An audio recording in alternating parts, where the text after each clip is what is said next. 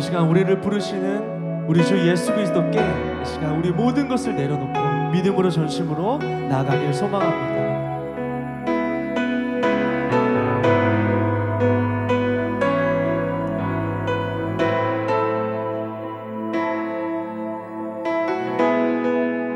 우리 함께 고백합시다. 예수 나를 오라 하네. 예수 나를 오라 하네. 예수 나를 오라 하네. 어디든지 주를 따라 주와 같이 가려네. 주의 인도하심 따라 주의 인도하심 따라 주의 인도하심 따라 어디든지 주를 따라 주와 같이 가려네. 겟세마네 동산까지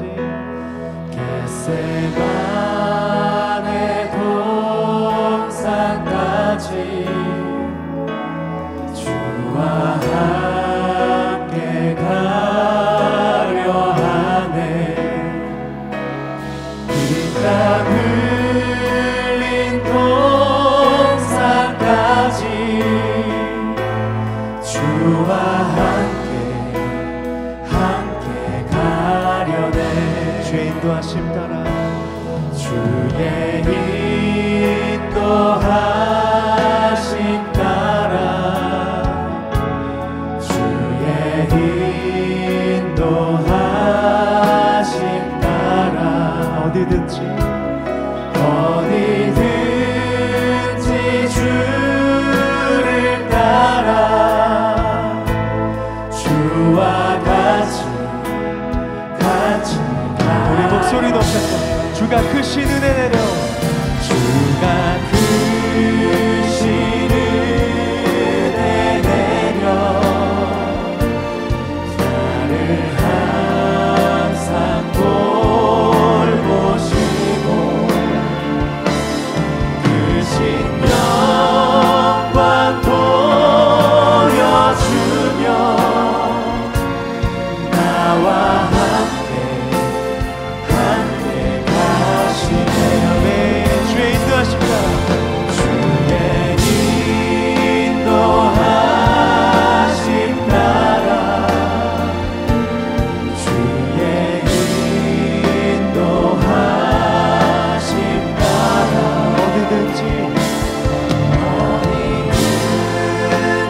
주를 따라 주와 같이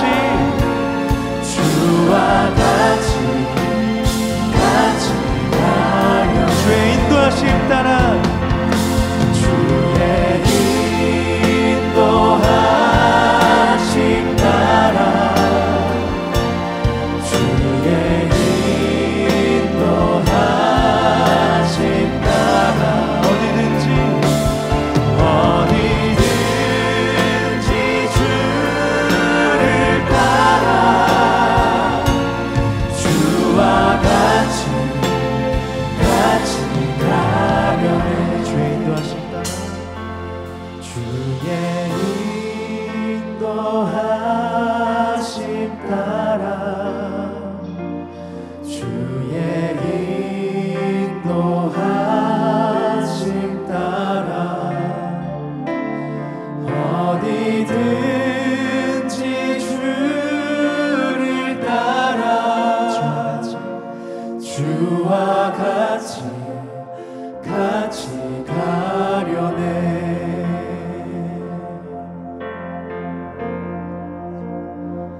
저 높은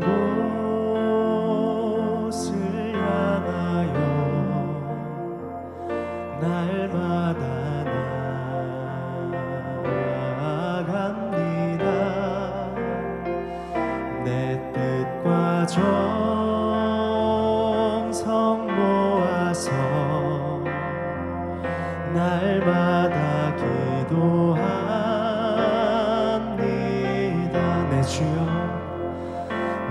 주여 내 맘 붙드사 그곳에 있게 하소서. 그곳은 빛과 사랑이 언제나 넘치오리이다. 괴로움과 죄가 있는 곳, 괴로움과 죄가 있는 곳, 나 비록 거기 살아도 빛나고 높은 저곳을 날마다 바라봅니다. 날마다 바라봅니다. 의심의 안개 거치고 의심의 안개 거치고 근심의 구름 없는 곳, 근심의 구름 없는 곳, 기쁘고 참된 평화가 오직 거기만 있사옵니다. 거기만 있사옵니다. 내 주여 내 주여 내 맘 붙드사 그곳에 있게 하소서. 그곳은 빛과 사랑이 언제나 넘치오. 우리 목소리 높여서 험하고 높은 이 길을, 험하고 높은 이 길을 우리 함께 싸우며 나아갑니다. 다시금 기도하오. 내 주여 내 주여 인도하소. 다시 한번 내 주를 따라 내 주를 따라 올라가 저 높은 곳에 우뚝 서 영원한 복만 누리며 즐거운 노래 부르며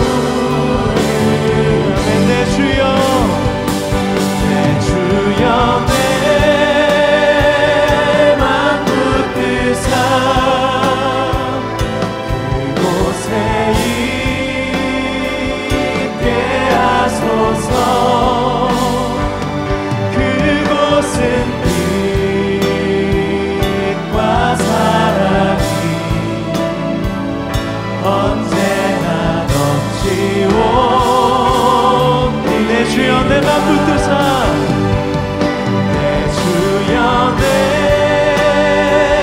맘 붙드사 언제나 우리가 그곳에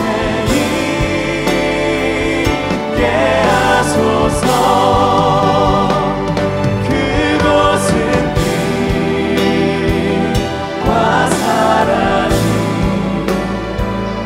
언제나 넘치오. 목소리만 다시 한번 고백합시다. 내 주여 내 주여 내 맘 붙드사 그곳에 있게 하소서. 그곳은 빛과 사랑이 언제나 넘치옵니다.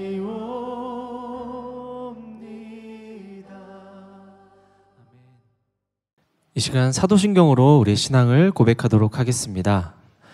전능하사 천지를 만드신 하나님 아버지를 내가 믿사오며 그 외아들 우리 주 예수 그리스도를 믿사오니 이는 성령으로 잉태하사 동정녀 마리아에게 나시고 본디오 빌라도에게 고난을 받으사 십자가에 못 박혀 죽으시고 장사한 지 사흘 만에 죽은 자 가운데서 다시 살아나시며 하늘에 오르사 전능하신 하나님 우편에 앉아 계시다가 저리로서 산자와 죽은 자를 심판하러 오시리라. 성령을 믿사오며 거룩한 공예와 성도가 서로 교통하는 것과 죄를 사하여 주시는 것과 몸이 다시 사는 것과 영원히 사는 것을 믿사옵나이다. 아멘.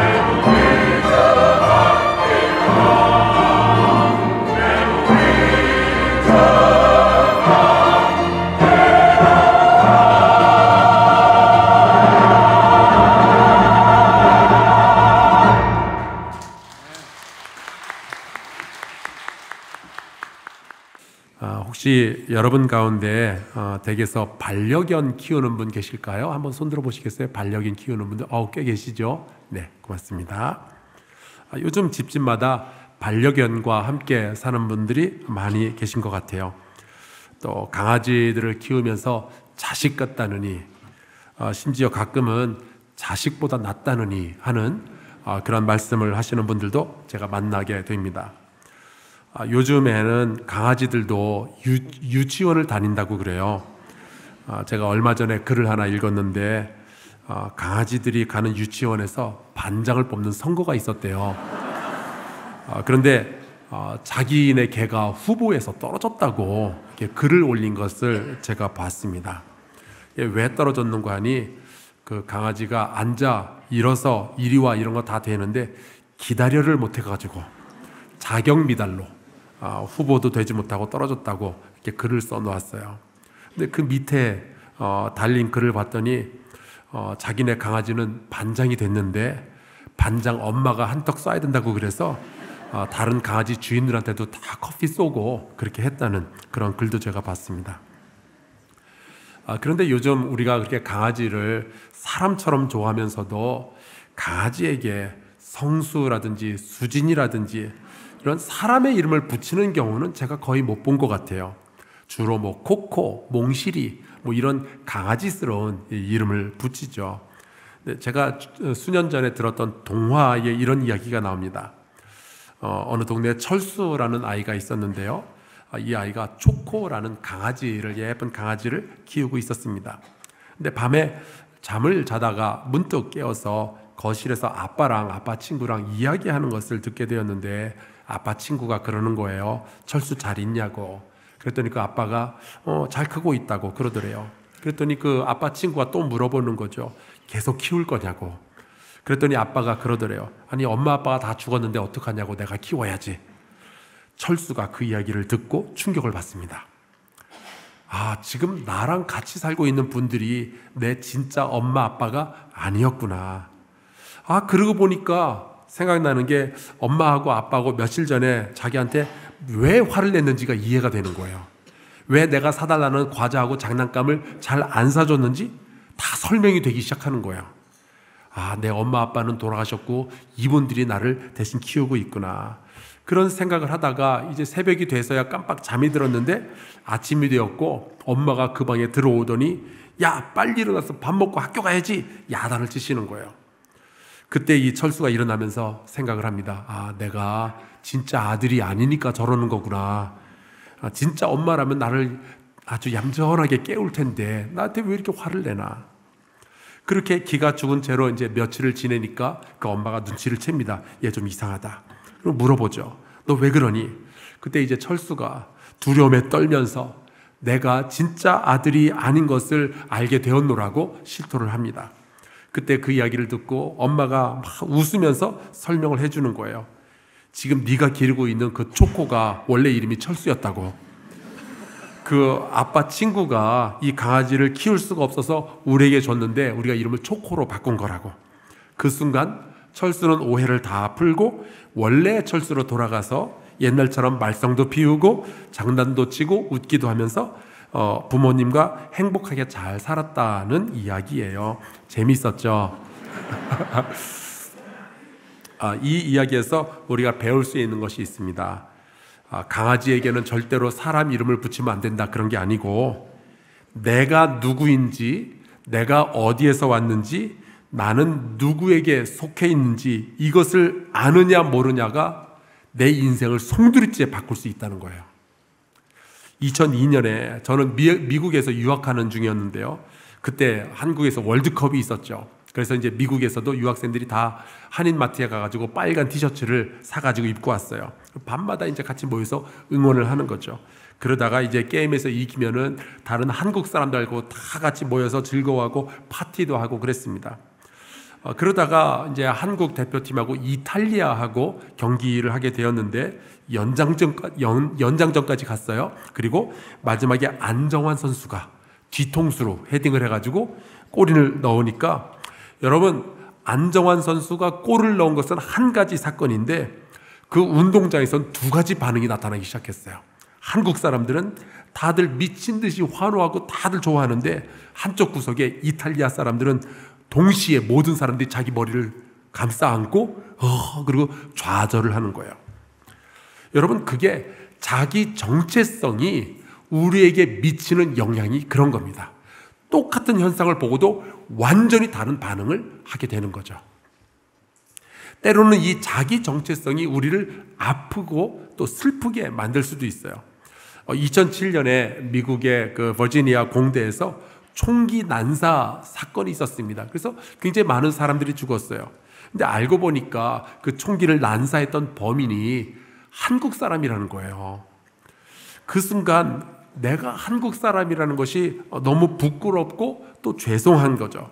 그래서 제가 그때 저를 알고 있는 수많은 사람들에게 이메일을 다 보냈습니다. 장문의 사과 편지를 보냈어요. 범인과 같은 한국 사람으로서 너무 미안하니까. 여러분, 내가 누구냐에 따라서 세상에서 일어나는 일들에 대해서 해석이 달라지고 나의 행동, 나의 생각이 다 달라지는 거죠. 그렇기 때문에 우리가 우리의 인생을 살아가는 동안에 내가 누구인지를 정확하게 알고 내가 누구라는 것을 알면 그것을 받아들이고 살아가는 것은 하나님의 백성으로서 너무나도 중대한 일입니다. 그래서 오늘은 이 부분에 대해서 다윗의 이야기를 여러분과 함께 나누려고 해요. 우리나라는 되게 성씨가 같고 이름이 다른 경우가 많죠. 혹시 여러분 가운데 김씨 성을 가진 분 계십니까? 김? 예, 많이 계시죠? 그리고 이씨 성을 가진 분? 예. 박? 그리고 황?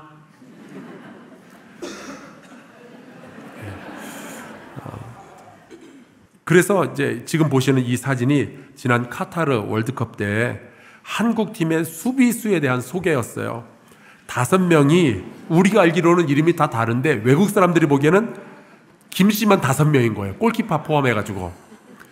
그래서 서양의 경우는 반대로 이름은 같은데 성씨가 다 다르거든요. 그래서 자기들 식으로 선수들을 소개하다 보니까 오히려 말도 안 되는 일이 벌어진 거예요. 그래서 중계방송을 보면은 김이 패스했는데 김이 받아요. 그리고 김이 태클하고 김이 골키퍼하고 뭐 난리가 났었죠. 제가 실제로 미국에 가서 보니까 사람들의 성은 다 다른데 이름이 비슷한 사람들이 너무 많이 있는 거예요. 그 중에 가장 많은 이름이 데이빗, 다윗의 영어 발음이 데이빗인데 데이빗이라는 이름이 참 많았습니다. 성경에서도 보면은 다윗이라는 이름이 차지하는 비중이 굉장히 높죠. 제가 조사해 봤는데 모세라는 이름이 구약 성경에만 713번이 나오더라고요. 근데 다윗은 907번이나 나옵니다.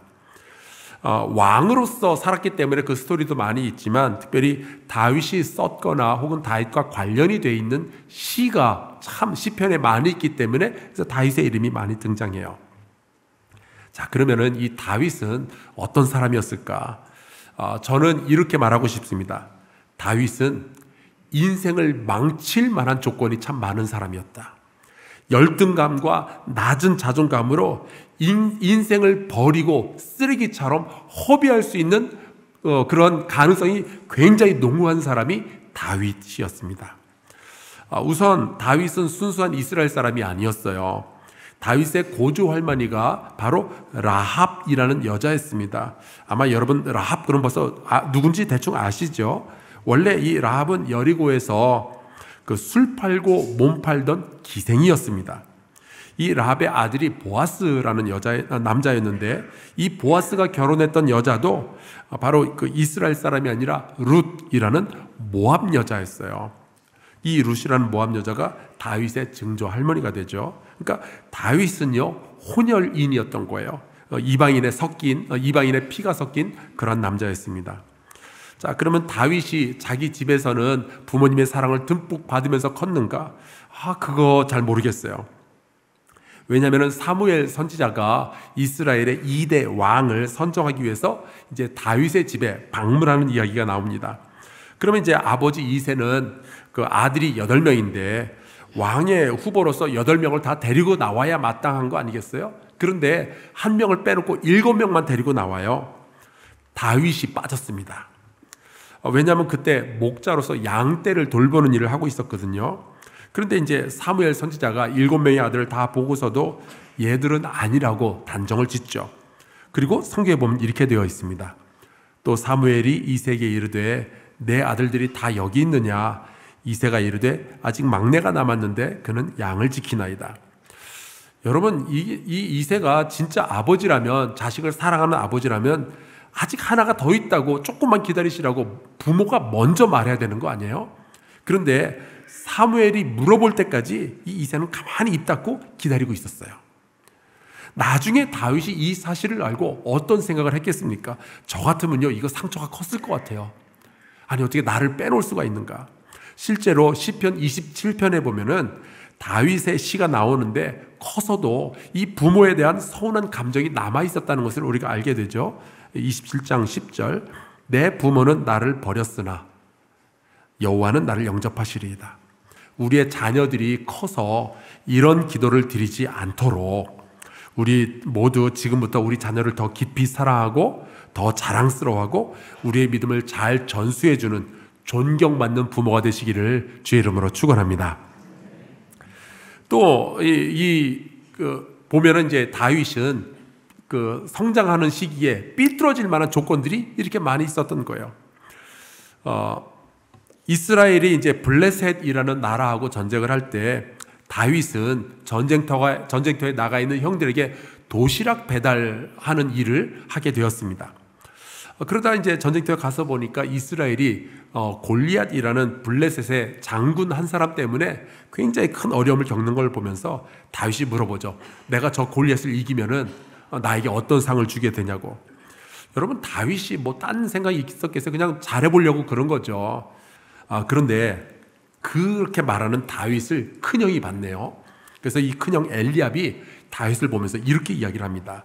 그가 다윗에게 노를 바라여 이르되 내가 어찌하여 이리로 내려왔느냐? 들에 있는 양들을 누구에게 맡겼느냐? 나는 내 교만과 내 마음의 완악함을 아노니 내가 전쟁을 구경하러 왔도다. 이 형으로서 동생에게 너무 심하게 말하는 거 아닌가요?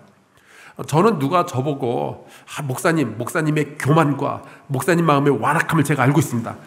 그러면 너무 기분 나쁠 것 같아요. 오해해서라기보다도 너무 잘 알고 있어서. 이렇게 다윗은요, 형제들에게도 무시받는 그런 막내 동생이었던 거예요. 그뿐만이 아닙니다. 다윗이 골리앗을 이기고 이스라엘이 이제 전쟁에서 승리하도록 공을 세웠는데 오히려 왕의 미움을 받게 됩니다. 자기가 잘못한 거 하나도 없어요.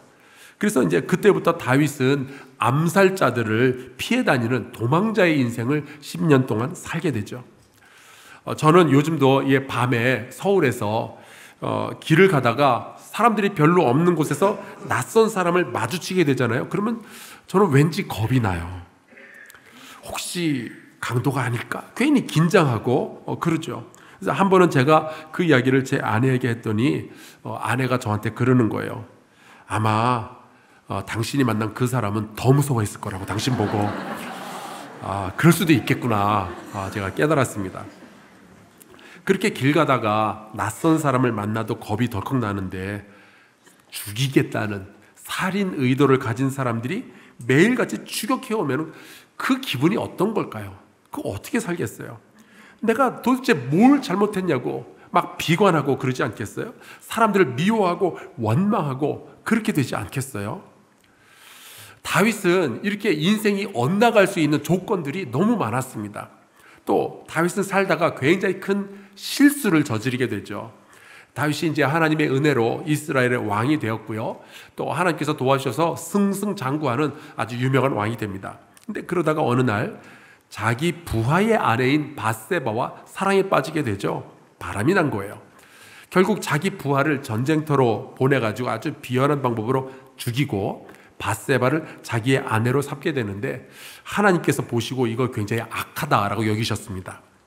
나중에 이 일로 인해서 이 밧세바에게서 태어난 그 아기가 죽게 되는데 그때 이 다윗은 자기 자신에 대해서 얼마나 실망을 했을까요?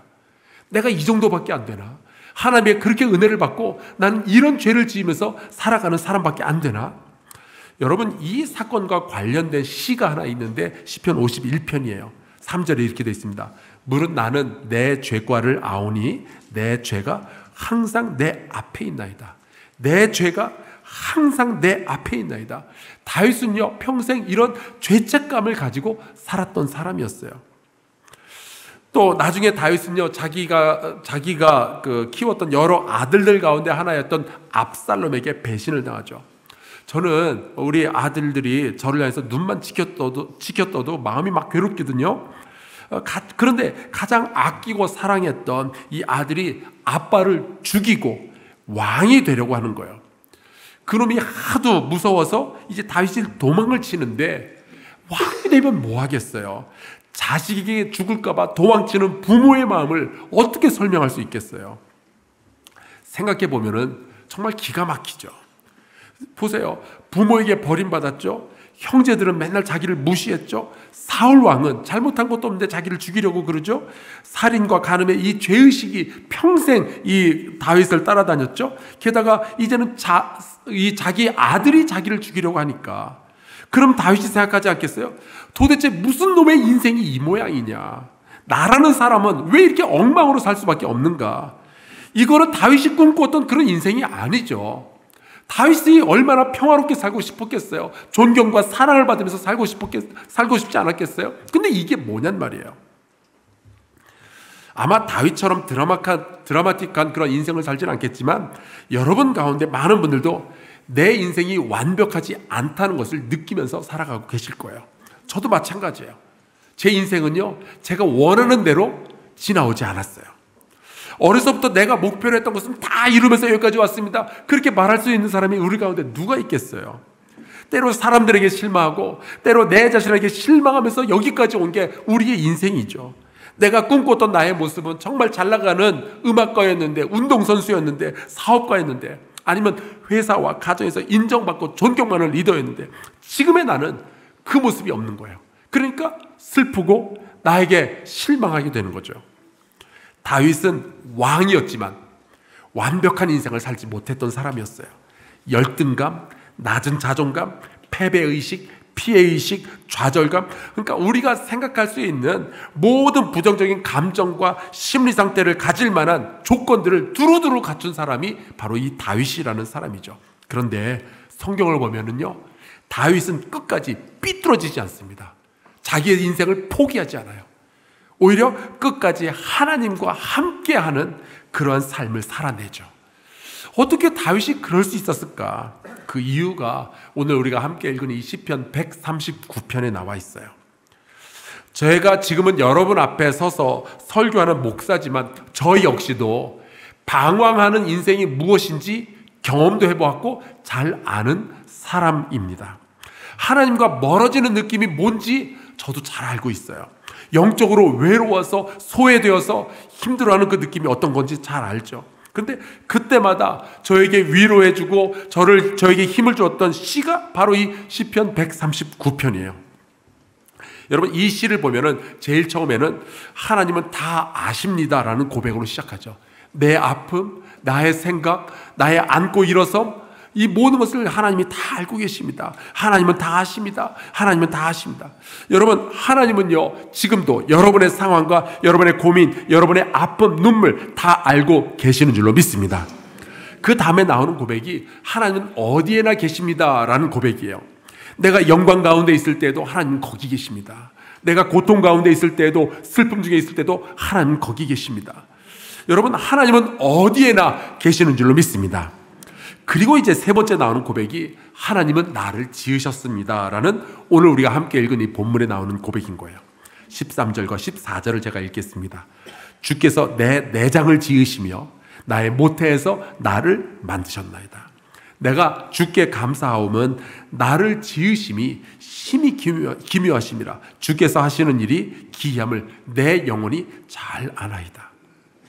다윗은 자기가 부모로부터 버림받았고 형제들로부터 멸시받았지만 그들 때문에 인생을 포기하거나 인생을 망가뜨린 사람이 아니었어요. 보통 이렇게 어렸을 때 성장 과정에서 많은 사람들한테 멸시와 천대를 받은 사람들은 세상을 좀 이렇게 삐뚤음하게 보기가 쉬울 텐데, 다윗은 오히려 여호와 하나님을 굳건히 바라보면서 살아가는 인생이 되었죠. 하나님을 원망하거나 혹은 반사회적인 그러한 사람이 되지도 않았어요. 여러분, 사실은요, 세상 사람들이 나를 공격하고 나를 비난할 때 우리가 저지를 수 있는 가장 큰 실수는 내가 그들 편에 서서 나도 나를 공격하고 비난하는 것. 여러분, 그게 정말 큰 실수예요. 부모가 나를 버린 것처럼 나도 나를 버리고, 형제들이 나를 멸시하는 것처럼 나도 나를 멸시하면은요, 그것처럼 비참한 인생이 없는 거죠. 자식이 나를 배신한 것처럼 나도 내 인생을 배신해버리면 여러분, 그거보다 큰 실수가 없어요. 근데 다윗은 자기의 부모, 자기의 형제, 자기의 아들처럼 자기의 인생을 같이 공격하고 같이 비난하는 대신 나를 지으신 여호와 하나님을 기억하고 그 하나님의 편에 서기로 결정을 내리죠. 왜냐하면 나는 하나님이 지으신 사람이다라는 고백을 가지고 있거든요. 물론 부모가 나를 키운 방식과 형제들이 내게 했던 말들이 때로 나를 흔들고 나에게 상처를 주지만, 나를 태어나게 하시고 나의 인생을 개혁하시며 나를 인도하시는 분은 여호와 하나님이라는 이 고백이 흔들리지 않는 거예요. 16절에 보니까 이렇게 기록합니다. 내 형질이 이루어지기 전에 주의 눈이 보셨으며 나를 위하여 정한 날이 하루도 되기 전에 주의 책에 다 기록이 되었나이다. 모든 것을 아시고 어디에나 계시며 나를 지으신 분이 지금 나를 보고 계신데요. 어떤 눈으로 보실까요? 감시하는 눈일까요? 아닙니다. 사랑의 눈이죠. 요즘 표현대로라면 눈에서 꿀이 뚝뚝 떨어지는 그 눈으로 하나님이 저와 여러분을 지금 또 바라보고 계시는 거예요. 또 그분이 나를 위하여 정한 날이 있다라고 표현하고 있는데, 여러분, 나를 위하여 정한 날은요, 그냥 툭 던져진 날이 아니라 하나님의 거룩한 계획 가운데 있는 날들이 내 앞에 놓여져 있다는 뜻이에요. 내가 살아가는 하루하루가 그냥 소비되고 그냥 사라지는, 버려지는 쓰레기 같은 시간들이 아니라 하나님에 의해서 주어진 은혜이고 하나님을 기쁘시게 할 수 있는 기회가 되는 것이고 내가 영적으로 성장할 수 있는 시간이 된다는 뜻이죠. 때로는 우리가 왜 사는지 주변을 바라보면서 내가 너무 힘들면은 내가 왜 살고 있는지 궁금해질 때가 있습니다. 예전에 저희 막내 아들하고 제가 카드 게임을 종종 하는데, 카드 게임을 하는데 자기 손에 좋은 패가 안 들어왔던 모양이에요. 그랬더니 막내가 저한테 그러는 거죠. 이렇게 그냥 살아야 될까요? 근데 우리가 그러고 있어요. 우리의 손에 나의 인생에 좋은 패가 들어오지 않으면, 존귀와 부귀와 영광의 패가 들려져 있지 않으면 내가 살아야 할 이유를 자꾸 잃어버리는 거예요.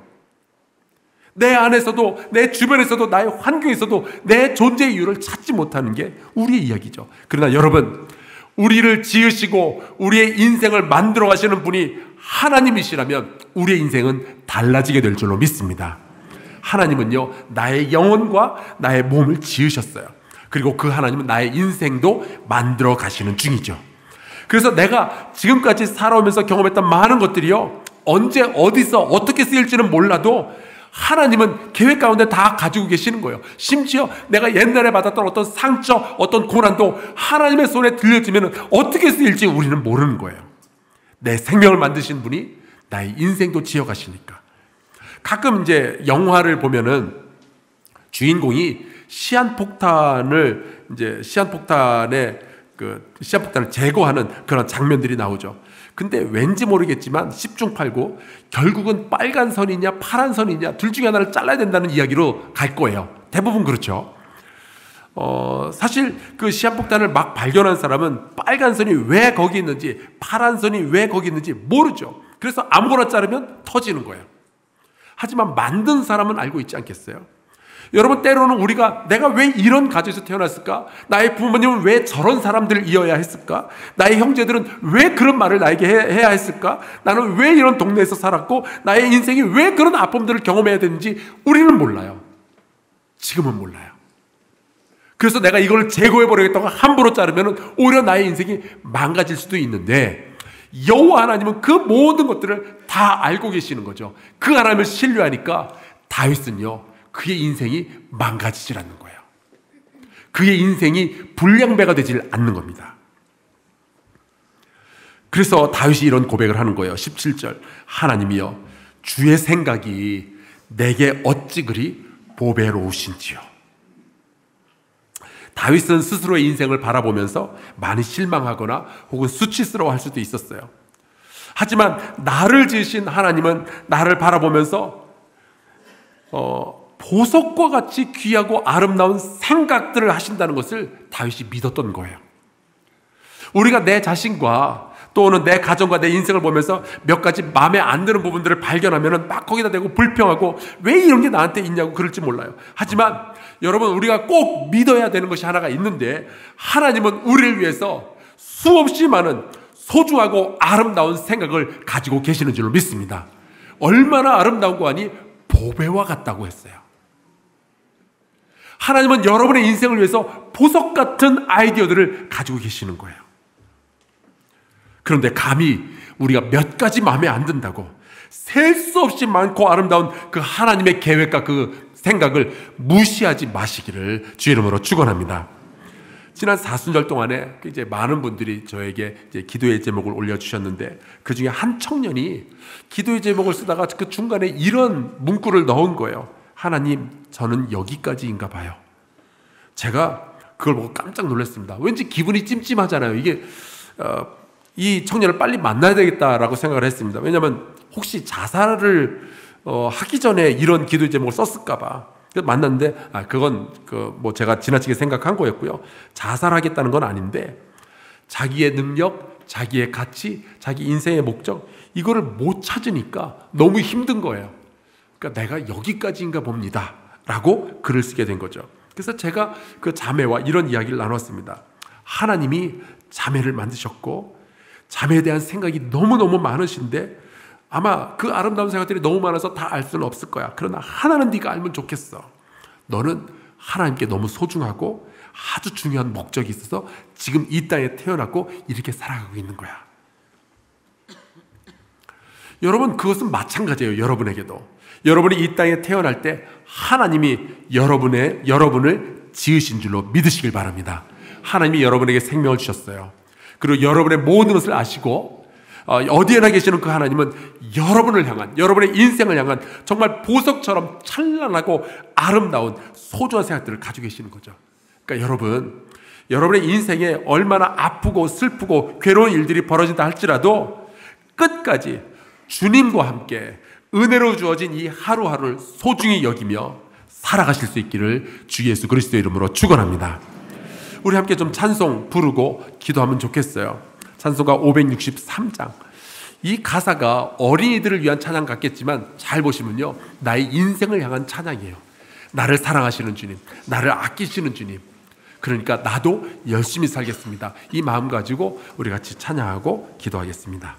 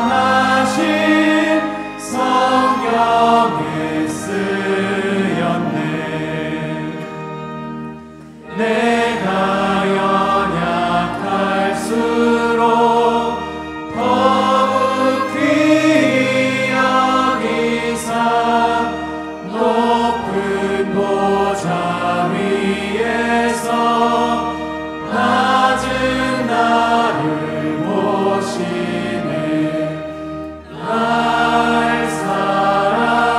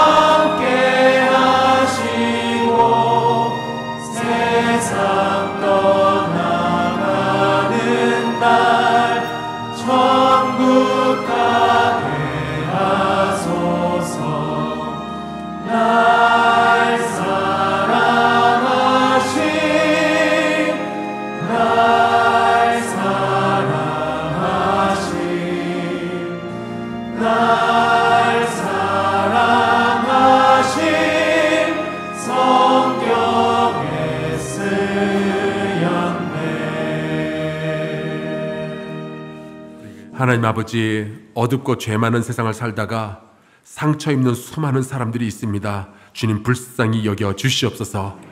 우리를 지으신 하나님을 경배하며 우리를 향하신 하나님의 보배로운 생각들을 믿게 하여 주시옵소서.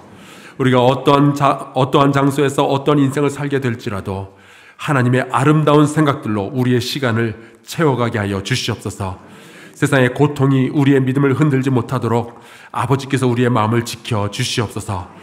특별히 우리 가운데 열등감과 낮은 자존감으로 고통받으며 힘든 인생 때문에 수많은 의문 속에서 두려워하는 이가 있다면 아버지 하나님이 내 인생을 만드시고 이끄신다는 더 강한 믿음을 더하여 주시옵소서. 예수 그리스도의 이름으로 기도드립니다. 아멘.